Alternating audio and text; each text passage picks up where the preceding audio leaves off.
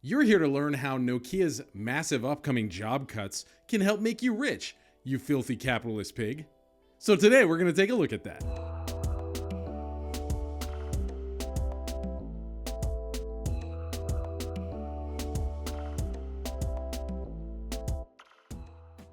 Rarely have I seen a stock so divisive among my stock investing friends and colleagues. We have like a huge group of people who are just like, Nokia's done, it's stupid, it's so 1999, and a whole other huge realm of people on YouTube, including a lot of you guys, are like, dude, I'm super excited about Nokia. I happen to be in the latter group. I really like Nokia and I'm excited for the future. And some of the news we'll be talking about today reinforces why I'm so excited about the company as well. A couple of months ago, we did a video on 12 things you need to know about Nokia. And I think that's grown to be one of our largest videos of all time in the entire year that we've been running the channel. Speaking of which, we just passed our 1 year anniversary. So thank you guys very much for your support and love and encouragement and for all of your viewership over the years.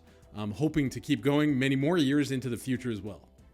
Anyways, in that last video, if you want to check it out, click up here. We talked about how Nokia is no longer, the brick smartphone company that it was 22 years ago. They have become, and they are continuing to become, the highway that enables the world's shift into software as a service, or SaaS, where basically a lot of us don't have to go to the store to buy software anymore or to go rent a movie anymore. We just do everything over the internet. And that requires really, really strong, really reliable infrastructure, even internet fiber optic pipes that go under the ocean, which Nokia is involved with as well. But generally, by and large, Nokia is aiming to become the world's biggest player. Nokia makes the bulk of its revenues from communications service providers, CSPs, which are basically, the SoftBanks and the T-Mobiles and the Sprints of the world.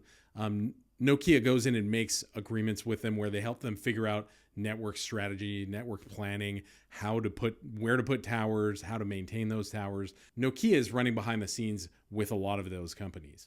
And though they're expecting near zero operating margins this year in 2021, the new CEO, Pekka Lundmark, is aggressively making moves to bring Nokia not only to be number one in the world, but also greater profitability going forward into the future. And today's news is a big reflection of how Pekka is aiming to do that. So they just announced plans to reset cost base to invest in future capabilities. And the article goes on to mention how they will be taking their 90,000 person workforce and scaling it back to 80 to 85,000 over a couple of the different sectors of the business. And this change will be happening over that next 18 to 24 months.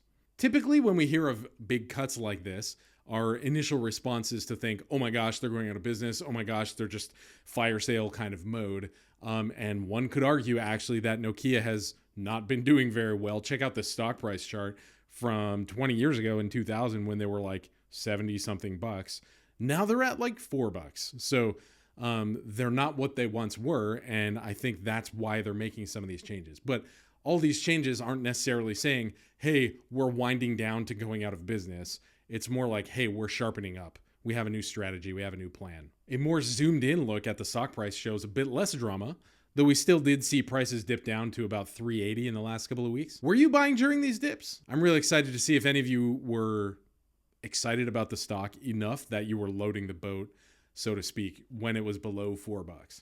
I know a lot of people were panic selling out of their lower conviction stocks during that period. Were you loading the boat? Were you buying more? Or were you using option plays to lower your cost basis like I was? If you want to learn more about that, let me know. So by and large, international competition over the last 20, 25 years, combined with great market shifts like working from home, doing like everything over the internet, we see Pekka Lundmark making really aggressive moves to help the company slim down, but also to prepare them by cranking more money into research and development. And he's pretty clear. He's like, we're going to be number one in the coming years. And so making moves like this are necessary to do so. And the article goes on to say that by thinning out their workforce a little bit, they will lower their cost base by about 600 million euro, which is something that they will be able to use to funnel into research and development. It shows here that Mobile Networks, which is the largest of Nokia's 4 sections, aims to be the indisputable top in wireless mobility networks and associated services. So in our last video, we talked about how that's the largest portion of their business, and they pull in about 10 billion euros in revenue per year. They're aiming to be the top, and they're also aiming to continually improve on 5G. In the last video, I also talked about how not just helping companies roll out 5G over the coming years, but also how they've become one of the EU's leading companies on 6G, preparing for 6G kind of probably starting in 10-ish years. And also talked about, kind of jokingly, but actually seriously, about how they will be setting up internet on the moon as well. It goes on to mention that it will streamline its portfolio and reduce investment levels in mature or declining parts of the portfolio, and continue to reduce site fragmentation, reduce overlapping activities, and drive further cost efficiency. You know what this sounds like? It sounds like a job for Palantir. If you're a Palantir fan, hit that like button down below, show us some love. I think Palantir actually would be able to massively help a huge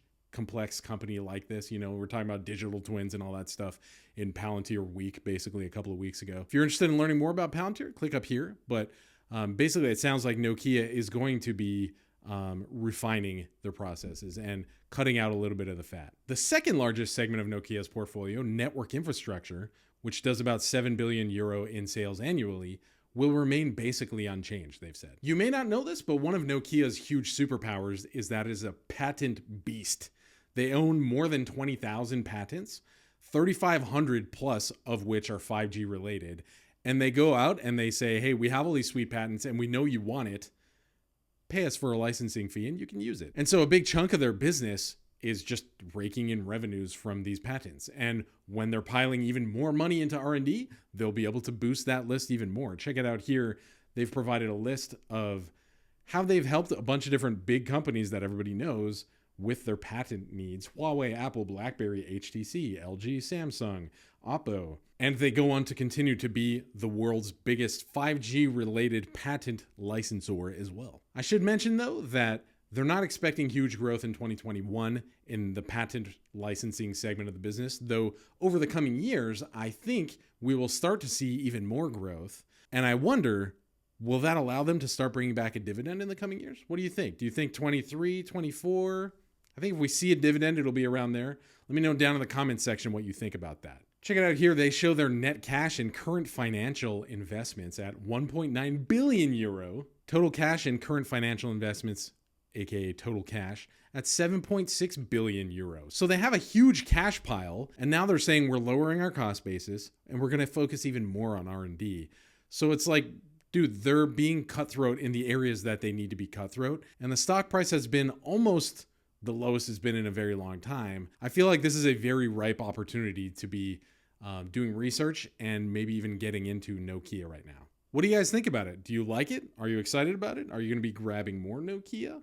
Are you still using your Nokia phone from 1998? Let me know down in the comments section. Looking forward to talking to you guys soon. As usual, thank you very much. Love you guys and talk to you soon.